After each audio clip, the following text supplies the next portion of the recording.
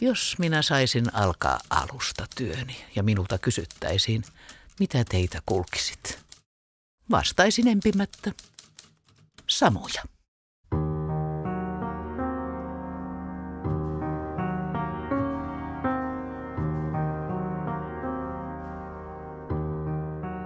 Kysymykseen, että tarvitaanko nykyaikana Miina Sillanpäätä, niin kyllä vaan nimenomaan sitä, että osaisi uusia kaikkain ennakkoluottomin silmiin katsoa nykyistä maailmantilannetta ja miettiä, että mitä siinä pitäisi olla muutettavaa. Ja rohkeasti sitten ajaa tätä oikeaksi uskomansa asiaa. Miinan lapsuus oli hyvin köyhä, osaton. Ja ei ollut millään tavalla ennustettavissa, että Miinan kaltainen köyhän torppariperheen tytär nousisi sellaisiin suuruuksiin ja kansakunnan kaapin päälle kuin sitten tapahtui. Tuohon maailman aikaan köyhälistön lapset kävivät vain muutamia kursseja kiertokoulua. Häntä voi sanoa itseoppineeksi ja hänen suuri lahjansa oli kiinnostustietoon. Se on eräänlaista kirjaoppineisuuden yliarviointia, ettei ymmärrä elävästä elämästä yhtään mitään. Minulla on kokemuksia ja niiden täytyy riittää. Ja ne riittävätkin minulle. Miina Sillanpään työurahan oli valtavan lavea. Hän oli toimittajana, elannon tarkastajana, kansanedustajana, ministerinä, hän oli agitaattorina ja lapsena vielä hän oli tehdastyöläisenä ja palvelijattarena.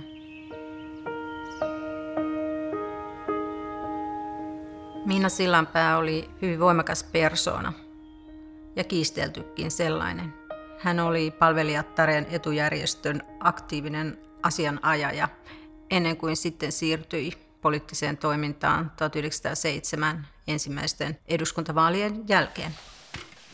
Ei enää palvelustytötkään ole niin arkoja kuin ennen, vaan jo nekin tohtivat vaatia parannusta orjamaiseen oloonsa. Tahdotaanko meitä tahallaan pitää siksi kiinnitettynä työhömme, että ei jää mitään tilaisuutta valistukseen? Sananlasku sanoo, että tieto on valtaa. Ja tätäkö pelätään?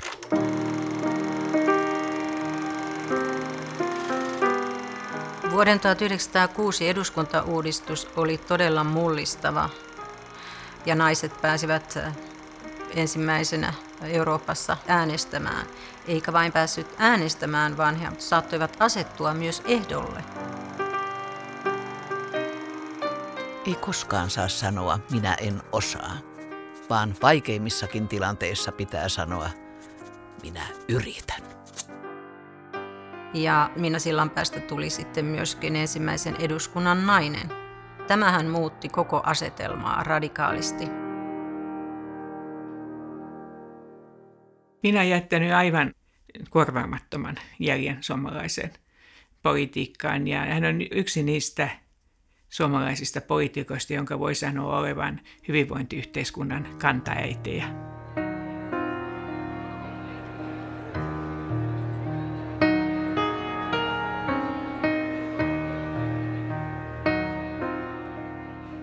Voidaan ajatella, että Miina Sillanpään poliittisella uralla oli 2 huippukautta. Ensinnäkin hän tuli valituksi kansanedustajaksi silloin 1907 ja oli kaiken kaikkiaansa 4 otteeseen kansanedustaja.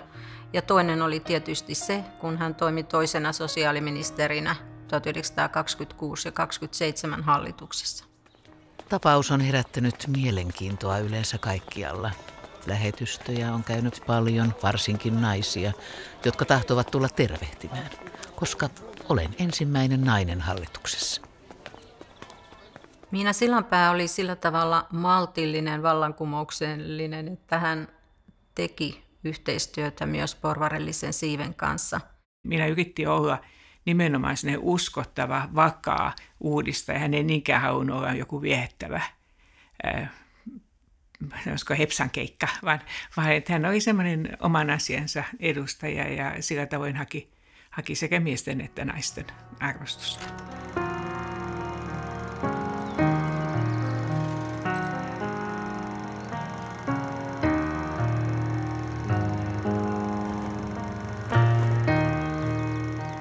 Miina Sillanpää on ollut aikakauden käsitykset huomioon ottaen hyvin avarakatseinen ajassaan muun muassa ensikotien perustamista. Eli toisin sanoen hän uskalsi puolustaa aviottomia lapsia ja näiden äitejä. Kodin syntysanojen lausijana ja sen toiminnan liikkeelle panevana voimana on ollut talousneuvos Miina Sillanpää. Ensikoti avaa ovensa onnettomuuteen joutuneelle tytölle ja hän saa tuntea, että hänellä on ystäviä ja auttajia, jotka tahtovat tukea häntä hänen vaikeina hetkinään. Miinan periaate oli se, että jokainen lapsi on arvokas ja jokainen lapsi on voitava pelastaa elämälle. Ensikotien toiminta on tänä päivänä hyvin paljon laajempaa. Paljon ensikoteihin tullaan nyt erilaisissa elämän kriisitilanteissa. Meillä on myös turvakoteja, jotka sitten antavat turvaa väkivaltaa pakeneville äideille ja lapsille. Mukana on myös tänä päivänä isiä. On tosi, että jokaiselle ihmiselle tekee hyvää, kun hän saa nähdä ja kuulla, että hänen työnsä, jota hän on sydämensä halulla tehnyt, saa vastakaikua ja ymmärrystä osakseen. Miinan työn hedelmiä on se, että Ensi- ja turvakotiliitto toimii edelleen ja myös Miina Sillanpää-säätiö perustettiin, joka aktiivisesti tuottaa vanhuspalveluita ja kuntoutuspalveluita. Varmaan suurin juttu on se henkinen perintö, eli usko siihen, että kuka tahansa me kaikki voimme yhdessä vaikuttaa ja muuttaa maailmaa paremmaksi. En ole milloinkaan pelännyt. En tuntenut pelon tunnetta. Kun toiset sanovat siitä ja siitä pitäisi kirjoittaa, jos uskaltaisi, he ovat pelosta epäröineet. Minä olen aina uskaltanut. Uskon, että Miina tämän päivän Suomessa näkisi vanhustenpalvelut aika keskeisenä asiana, johon yhteiskunnan tulisi satsata. Olen aivan varma, että Miina Sillanpää ottaisi kantaa tähän pakolaiskysymykseen ja muistuttaisi ihmisten velvollisuudesta auttaa heikompia.